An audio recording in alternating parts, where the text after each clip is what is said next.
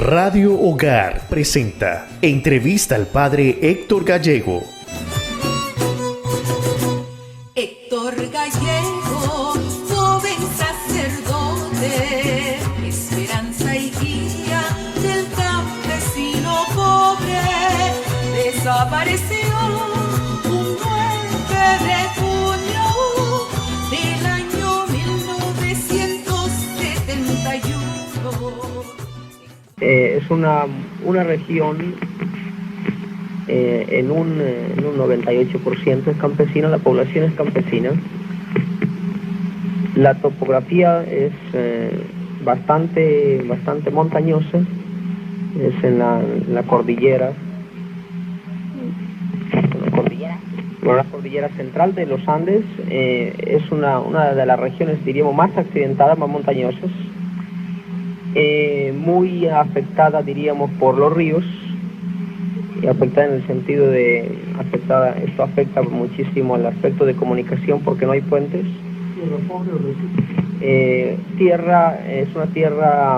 Generalmente es una tierra pobre, solamente hacia la montaña ya es una tierra más fértil, una tierra más descansada, pero normalmente es una tierra de cerros, una tierra mala para la agricultura. En cuanto al área humana, Santa Fe tiene 7.500 habitantes.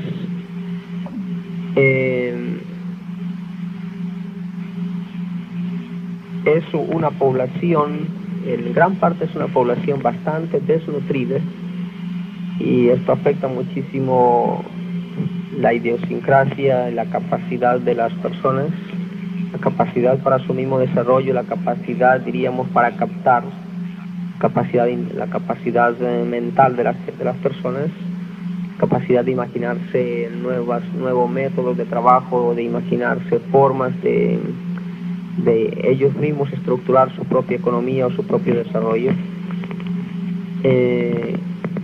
En general ellos allí no tienen medios para conseguir su propia subsistencia, para conseguir su dinero, y casi durante todo el verano, 4 meses al año, tienen que salir al ingenio a ganar sus centavos allí, y después entonces regresan el resto del año a sembrar un poco de arroz y a ver llover, tal vez, porque realmente hay muy pocas fuentes de trabajo, casi ninguna fuente de trabajo.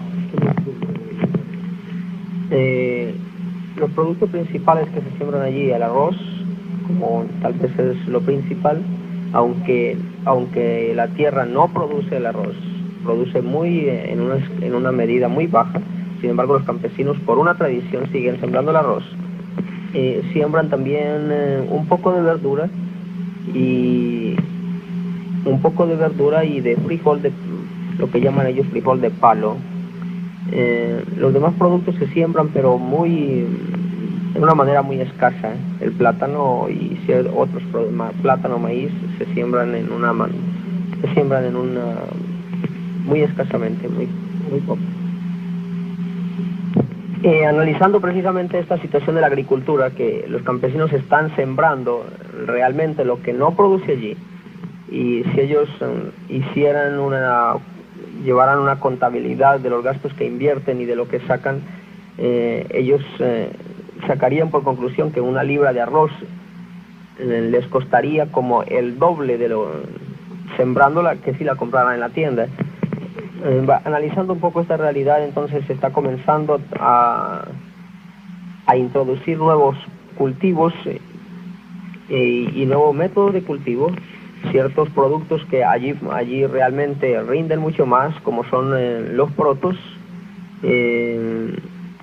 Básicamente los protos parece que es uno de los productos que más rinde allí, y luego métodos de cultivo utilizando el abono y utilizando también un poco el regadío en el tiempo del verano. ¿Pudieras decirnos ahora cuándo comenzó este programa?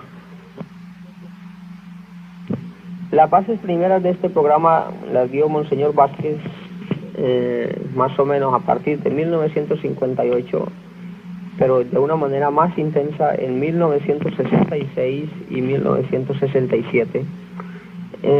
Y ya en el año de 1968 entonces ya fue cuando comenzó, diríamos, un programa ya más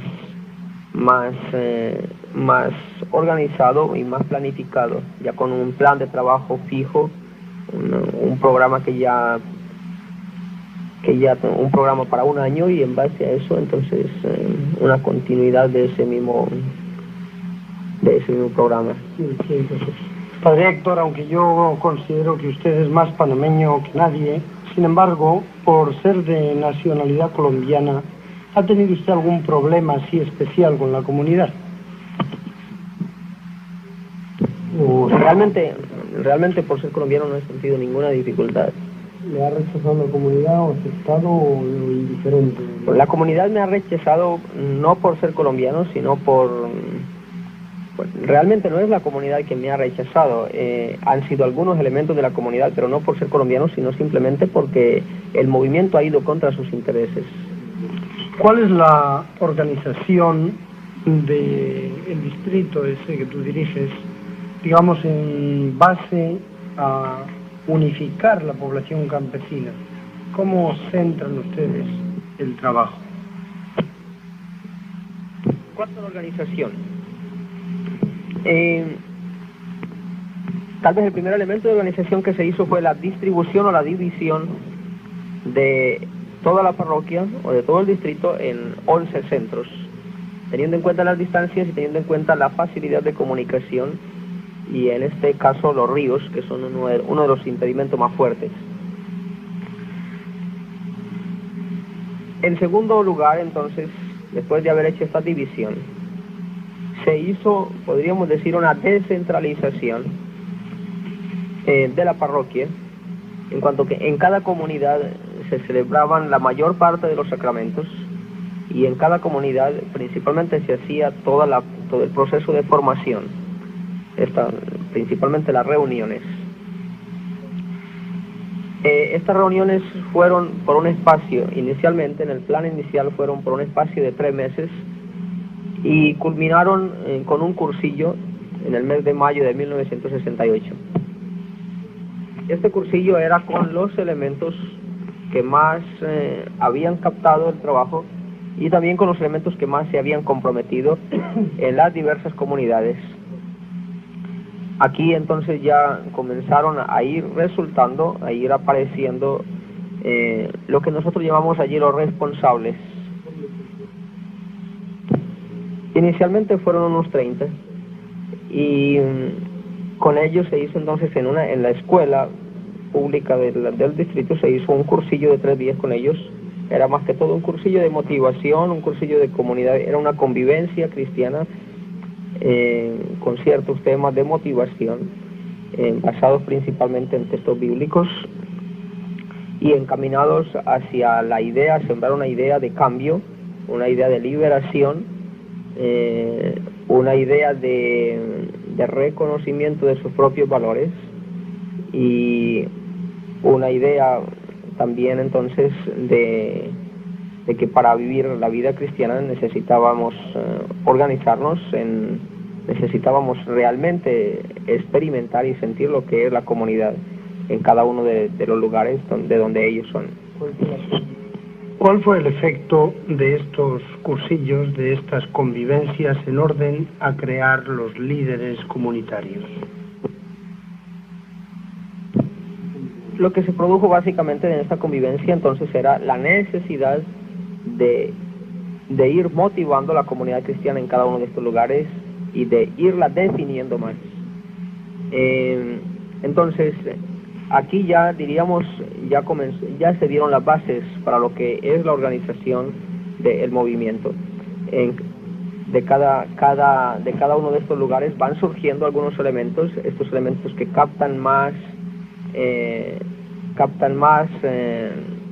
los planteamientos o los análisis que se van haciendo de la realidad, y el análisis, o diría la reflexión que se va haciendo del Evangelio.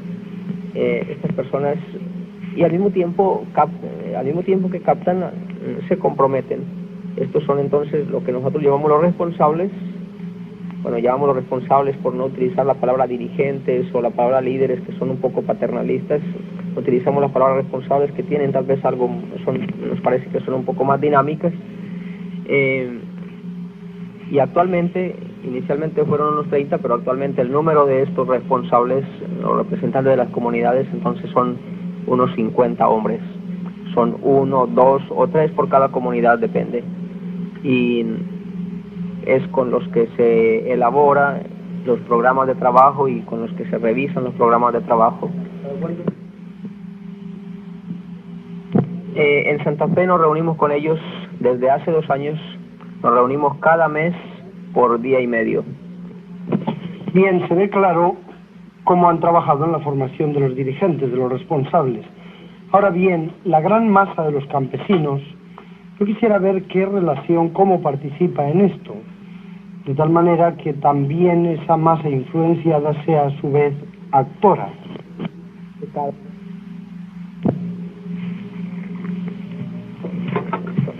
Esta reunión con los responsables al mismo tiempo coincide con una concentración que hacemos cada mes de las comunidades. Como las comunidades quedan distantes, no tenemos la misa dominical cada 8 días, en el sentido de una misa parroquial, sino que la misa parroquial es solamente cada mes. Entonces es una concentración de campesinos, vienen de todos los lugares, aún de las comunidades más lejanas, y realmente es una asamblea, diríamos, general de la parroquia, ¿no? En el sentido de que participan la mayor parte de los campesinos que están tomando parte en el trabajo de las comunidades. ¿Crees tú que realmente el ser un movimiento cristiano evangélico ha ayudado al desarrollo social de los campesinos? ¿Ha impedido? ¿Cómo juzgas tú este problema? Bueno, la parte sacramental o la parte litúrgica diríamos que es como la parte culminante de todo el trabajo. La celebración de la Eucaristía o la celebración de los bautismos casi nunca la hacemos en el pueblo mismo, sino que la hacemos en cada grupo, en cada centro, donde los grupos son más limitados y por lo tanto hay más relaciones personales, hay más sentido de comunidad. No hay tanto no se siente ese peso de la masa, sino que realmente se siente una reunión de un grupo donde el sentido de compromiso, por ejemplo, en el bautismo es muy, muy visible, donde el sentido de convivencia y de participación en la Eucaristía también es bastante sensible, bastante vivo. ¿Qué valores ha añadido el ser un movimiento religioso para el cambio precisamente? El valor que ha añadido, yo creo que es tal vez una de las fuerzas principales que hay en América Latina, es la fuerza religiosa. Y cuando realmente se descubre que el evangelio compromete hacia un cambio, que el evangelio, el mensaje de Cristo, después de, inicialmente el movimiento fue un análisis de la realidad, y cuando ese mensaje de Cristo nos muestra que esa realidad está en contradicción con el mensaje de Cristo, de una vez el compromiso es un compromiso de cambio, precisamente para que esos principios del evangelio puedan realizarse, precisamente porque la realidad está en contradicción con ellos. La cuestión comunidad, ¿ayuda a lo religioso a eso o sería igual un dirigente comunal? Y yo creo que la cuestión comunidad, diríamos que la cuestión comunidad en el sentido, el primer paso fue un aspecto de comunidad en el sentido humano, es un grupo que está analizando su realidad, la realidad en que vive y qué puede hacer. Pero entonces el aspecto religioso, diríamos, complementó y enriqueció y le dio más fuerza a ese sentido humano, ¿no? Que podríamos decir que realmente cuando celebramos la misa es como la culminación de todo el trabajo de desarrollo que estamos realizando. Cuando celebramos un bautismo es la incorporación de un nuevo miembro a ese grupo que está comprometido, a ese grupo que está trabajando. pero sí que han rechazado el movimiento porque es un movimiento de cambio desde el punto de vista religioso, social, ¿no? Entonces es lo que ocurre en toda parte, no solamente aquí, sino en toda América Latina, y me imagino que en el mundo entero ocurre eso, que cuando sale una idea nueva, entonces es comunismo, o cuando hay un cambio en la iglesia, entonces son cuadrados o son protestantes, no sé qué cosa. Para seguir los proyectos, ¿ustedes tienen reuniones periódicas o simplemente las tienen cuando bien viene, sin organización ninguna? Las reuniones son periódicas cada mes, y cada mes se elabora el programa. En la convivencia con los responsables se elabora el programa para cada mes, de manera que es una programación ágil pero regular. Bueno, en cada lugar están los diversos responsables los responsables de las diversas comunidades forman lo que es el equipo de cada centro. El centro es un lugar a donde llegan diversas comunidades. Cada comunidad tiene un responsable. Entonces, en cada centro hay un equipo de responsables. ¿Podrías decirnos, Héctor, algunos de los objetivos a corto plazo que persiguen ustedes? Bueno, a corto plazo, uno de los objetivos ahora a corto plazo es la organización de los campesinos en grupos agrícolas. Básicamente porque durante el año pasado el trabajo intenso fue un trabajo de formación, un trabajo de análisis, un trabajo de concientización. Entonces, siguiendo ese proceso, este año nos hemos dado cuenta que lo que necesitamos ahora es una acción. Es algo que diríamos es dar pasos concretos, ¿no? ¿Qué pasos concretos tienen? Bueno, este paso concreto de la formación de los grupos agrícolas. Ahora, esto... diríamos, los campesinos antes ellos dependían económicamente de sus patrones, y sus patrones allí mismo en Santa Fe, aunque las fuentes, diríamos, aunque lo que ellos podrían dar de salario era realmente muy pocos días al mes, pero algunos trabajaban. Lo más general era que los campesinos salen de Santa Fe al ingenio. Eso quiere decir que los campesinos están durante todo el verano fuera de Santa Fe, están trabajando en el ingenio. Ahora, para que ellos realmente se sientan un poco liberados de ese sistema y ellos mismos comiencen a ver la forma de ellos estructurar su propio desarrollo y su propia economía, entonces tienen que organizarse en equipos de producción, en equipos agrícolas, asesorados por la cooperativa. No solamente la asesoría técnica de un técnico agrícola, de un agrónomo o cosa de esta, sino también la asesoría en cuanto a instrumentos, en cuanto a abono y en cuanto a cierta maquinaria, en cuanto a algo que realmente aumente la producción y garantice para ellos ciertas entradas económicas. Entiendo que en Santa Fe había tiendas como en cualquiera de los pueblos del interior. Quisiera saber yo si la distribución estaba honrada o había cierta explotación aprovechándose de la ignorancia de los campesinos. Una explotación marcadísima, no solamente en cuanto a lo que vendían en las tiendas y al precio que ellos querían, sino también en cuanto a lo que compraban, porque normalmente los campesinos venden en la época de producción, en la época de cosecha, y en esa época los caciques, los dueños de las tiendas en los pueblos, entonces bajan los precios para comprar a un precio bajo, y en las épocas de escasez suben los precios para vender a un precio alto. ¿Se daban casos de usura o aprovecharse de préstamos para con los campesinos? Completa, muchas veces prestaban, yo conozco casos a alguien que prestaron $10 y al fin del año le cobraron 20, ¿no? Y si no los pagaba tenía que ir para la cárcel.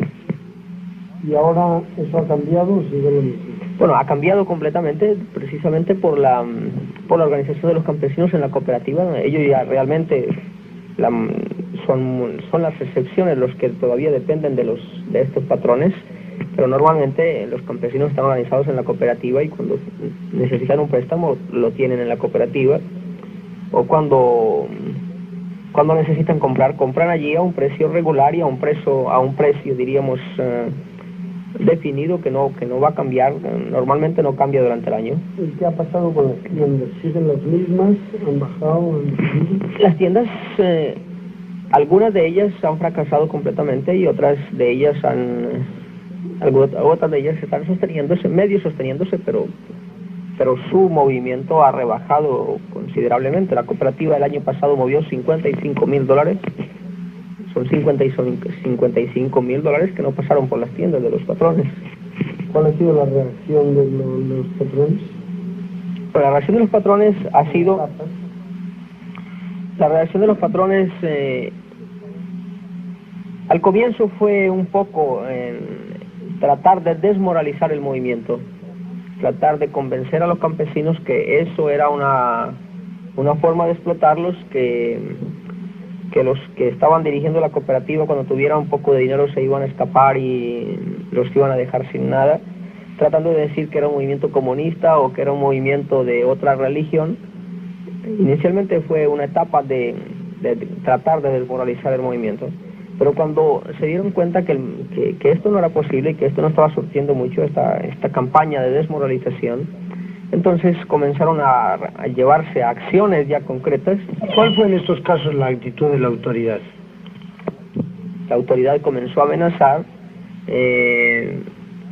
aún el mismo gobierno comenzó a presionar para que la cooperativa fuera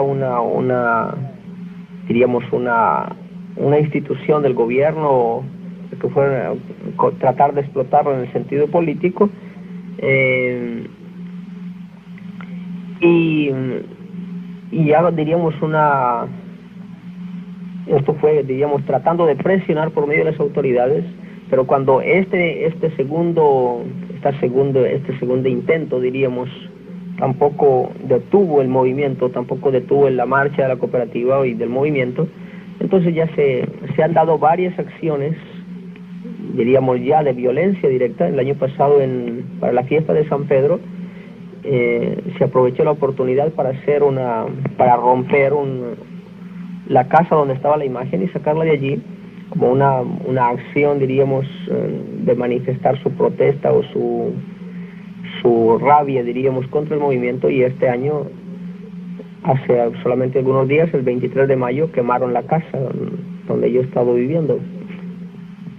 Vázquez Pinto, precisamente el año pasado, en ese mismo tiempo de junio, cuando fueron los incidentes de San Pedro, uno de los señores que tenía la mayor tienda y uno de los señores que gozaba más de la política allí, él dio unos garrotazos a Monseñor Vázquez. Yo creo que eso fue una noticia bastante clara aquí en Panamá. ¿Alguno de los campesinos ha sufrido acción física?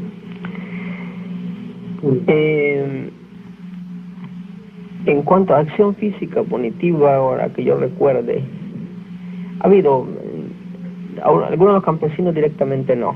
En los mismos días que ocurrieron los hechos con Vázquez Pinto, hubo allí algo que fue general con todos y hubo ciertos puñetazos o cosas de esas, pero fue más que todo por parte del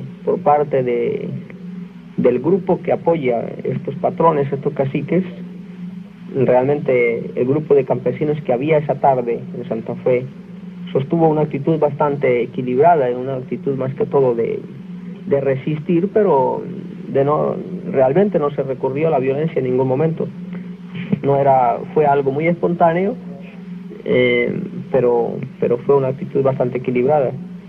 Mirando al futuro, ¿cómo te imaginas tú Santa Fe cuando ya haya terminado el programa? Santa Fe, realmente yo no puedo imaginármelo solo. Yo creo que es un poco, pero que no puede marchar muy adelante y no puede marchar con mucha fuerza si está solo, si es un poco aislado. Y realmente todos los objetivos de crear una comunidad nueva, de crear una sociedad nueva, es algo que queda debilitado si es solamente intento de un movimiento reducido a un distrito, ¿no? ¿Cómo lo verías? Los campesinos podrían recuperar algunas tierras, podrían recuperar, diríamos, el control del comercio, podrían aumentar muchísimo la producción, pero de todas maneras tal vez el sentido de movimiento, el sentido de conciencia, el sentido de valores humanos, si realmente no está acompañado de un movimiento a una escala más amplia, me imagino que sería muy difícil sostenerlo. ¿Tú crees que si Santa Fe queda sola, se perdería este movimiento humano y por tanto se perderían los logros del desarrollo más material? Yo estoy segurísimo de eso, que si un movimiento aislado no puede ir a ningún lado, mucho más que la tarea del cambio es una tarea, si estamos, cuando hablamos de cambio nos referimos es al sistema, y es un sistema, diríamos, que abarca todo, abarca el mundo de hoy, no solamente a Panamá, ni siquiera América Latina, sino que abarca el mundo de hoy, de manera que un movimiento que permanezca aislado es un movimiento que está enfrentándose hacia algo que es hacia algo imposible, hacia algo demasiado grande para un movimiento local. ¿Están tratando de unirse ustedes a algunos otros movimientos en la misma provincia de Veraguas? No, en primer lugar, en Veraguas estamos tratando de crear esa conciencia en varios lugares, y en segundo lugar estamos tratando también de que el movimiento de Veraguas se vincule a otros movimientos que hay en el país. El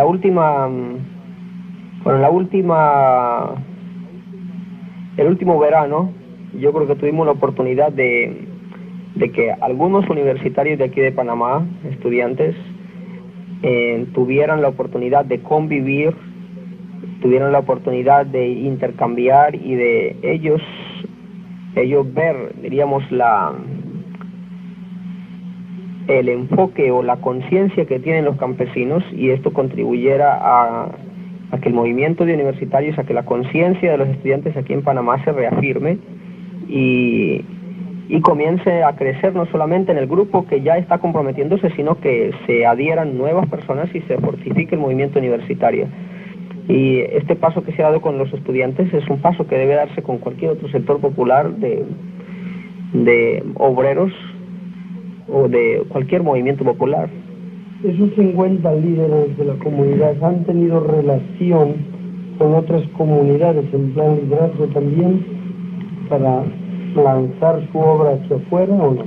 Las relaciones básicamente hacia afuera que han tenido con otros líderes ha sido básicamente en los cursillos de formación de base en el Centro Job 23, donde se encuentran con elementos de otras parroquias que reciben más o menos la misma formación, solamente que tal vez lo que ocurre es que Santa Fe está un poco adelantado, va un poco más adelante, pero es un programa que quiere realizarse en varias parroquias, y hasta donde sea posible, utilizando los recursos que tenemos, extenderlo a todo Veraguas y al mismo tiempo influir para que esta campaña o esta acción de concientización se extienda a todo el país. Toda nuestra idea al hacerte estas preguntas es detectar cuáles son los rasgos más típicos de una comunidad de cambio social.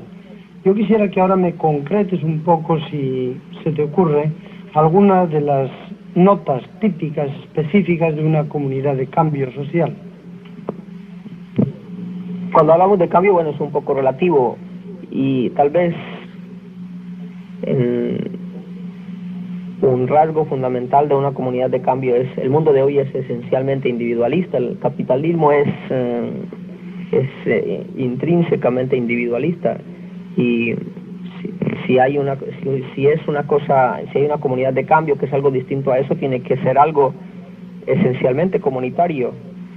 Y por eso estamos, estos pasos que hemos estado dando de grupos agrícolas, estamos tratando de insistir en el sentido comunitario de la posesión de la tierra, en el sentido comunitario del trabajo, en el sentido básicamente de formación de comunidad en cualquiera de estos aspectos. Algún otro rasgo, entonces, diríamos, es este sentido, el sentido de mirar por encima de todas las cosas el valor de la persona, el valor de la persona con todas sus cualidades, lo que es, diríamos, la autonomía de la persona, la libertad de la persona y el derecho de que cada persona desarrolle sus propias cualidades, el respeto a todo al conjunto de valores de cada persona. Héctor, ¿crees tú que este rasgo del respeto a la persona es una nota dominante en la comunidad de campesinos de Santa Fe? Bueno, yo creo que en Santa Fe hay una serie de señales de que las personas se respetan mucho más. No diríamos que es una cosa perfecta, diríamos un proceso que ha comenzado, pero hay una serie de valores, hay una serie de señales en los que es un poco claro de que la persona se está respetando. ¿Se nota entusiasmo en la comunidad de Santa Fe?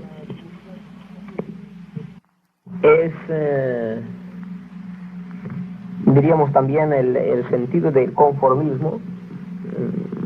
La situación de hoy es una situación de hombres que dominan y de hombres dominados, y los que estamos dominados pues estamos siempre tratando de depender de cualquiera de los sectores que dominan, y allí entonces todas estas cosas del conformismo y de la pasividad y de no querer dar pasos y de no querer romper con un orden, con una cosa que llamamos orden, pero que en el fondo no es más que un desorden. Entonces esta pasividad, este conformismo, este miedo a enfrentarse con una cosa nueva yo creo que es una de las dificultades principales con que se encuentra cualquier movimiento, y concretamente con la que se encontró el movimiento de Santa Fe. Y todavía hay muchas personas que realmente no quieren comprometerse, que quieren vivir en su religión tradicional, que quieren vivir en su cultura tradicional, dependiendo de un patrón, dependiendo de un compadre, no quieren romper el mundo en que han vivido, quieren que ese mundo continúe. ¿Pudieras enumerarnos algunos de los logros concretos en la comunidad de Santa Fe? Bueno, un logro fundamental, diríamos, el logro fundamental a la que hemos llegado, y hemos llegado en el sentido de que comienza, no en el sentido de que se ha conseguido plenamente, es el realmente romper, y romper en el sentido de que cause una división bien marcada, romper con la clase que ha dominado. Y eso ha sido una cosa marcada, diríamos, por acciones ya aún violentas, las que he mencionado antes, de la clase dominante, precisamente al comienzo ellos trataron de recuperar, trataron de atajar ese rompimiento, pero una vez que se produjo, que ellos vieron que no lo podían atajar, entonces ya fue algo, diríamos, ya fue directamente vengativo, tomando ciertas acciones violentas, y nos imaginamos que esas acciones violentas no se reducen en las que ellos han realizado hasta ahora, sino que estamos seguros de que van a seguir en esa línea.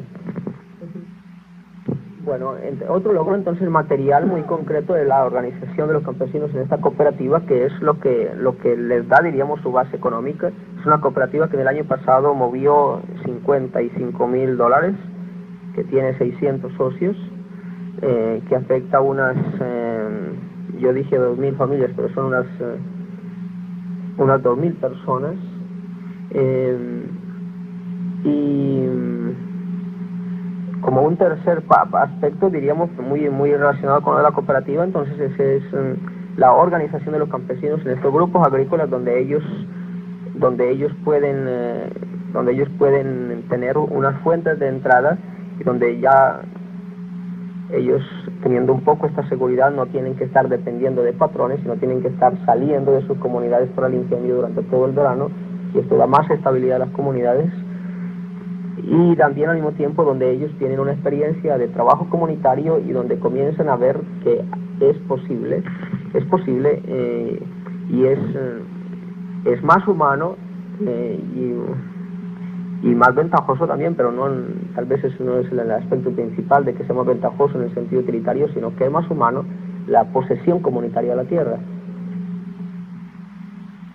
Y además de la agricultura se está incrementando también la ganadería. Está comenzando un proyecto de carneros, también diríamos en una línea comunitaria, una comunidad se va a encargar de un proyecto de carneros, y está comenzando también la cooperativa un proyecto de conejos para ayudar a la alimentación en las comunidades, que realmente es muy deficiente.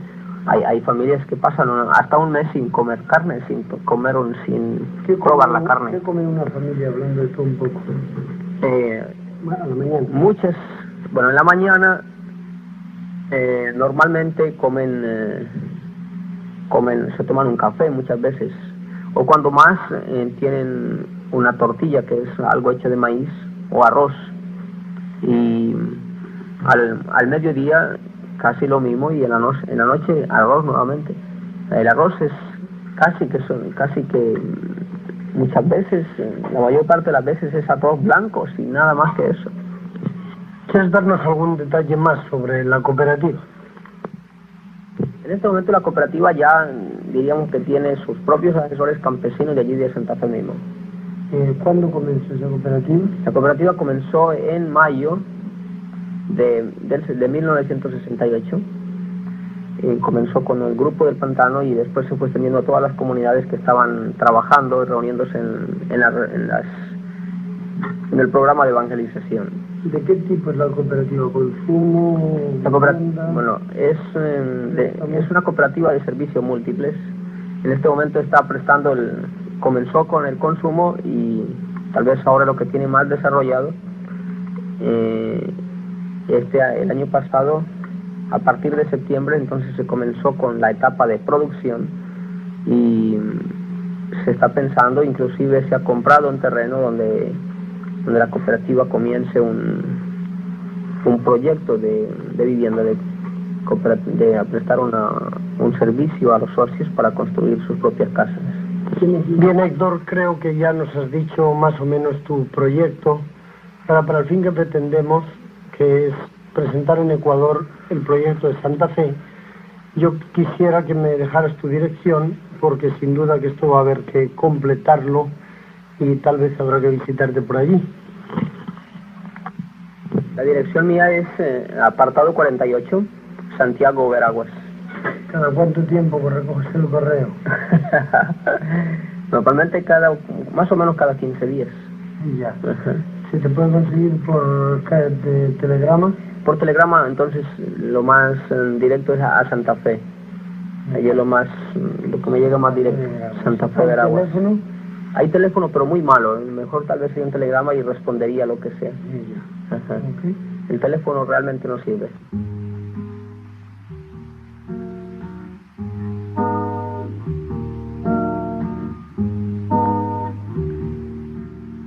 Busca allí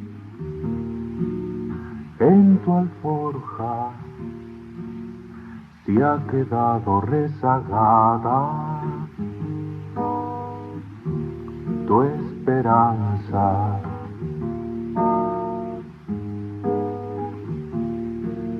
Busca en los cajones el candil aquel de tus ilusiones y lo vuelves a encender.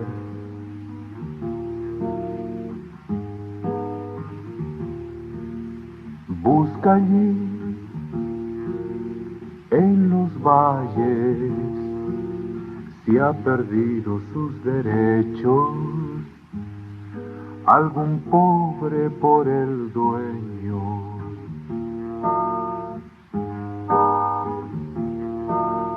Busca en las montañas al desposeído aquel, dale la esperanza de volver a poseer. Hemos presentado Entrevista al Padre Héctor Gallego. Radio Hogar, la voz de tu iglesia.